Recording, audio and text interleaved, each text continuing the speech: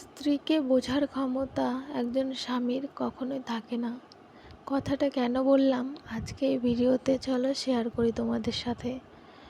একজন স্বামীর শুধু চোখে পড়ে স্ত্রীর খারাপ আচরণগুলো, চিৎকার চেঁচামেচি, এগুলো খারাপ স্বভাবগুলো। কখনোই ভালো স্বভাবগুলো তাদের চোখে পড়ে না।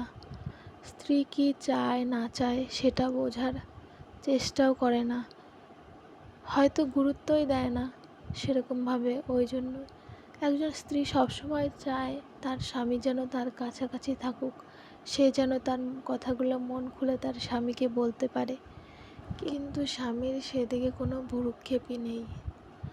স্ত্রী চিৎকার চেঁচামেচি করে সেটা দেখে, কিন্তু চিৎকার চেঁচামেচি করার পরে যে স্ত্রীর চোখের জল সেটা চোখে পড়ে না।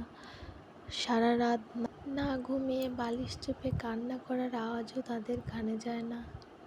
একজন স্ত্রী স্বামীকে যতটা পরিমাণ ভালোবাসে এই জগতে কেউ পারে না।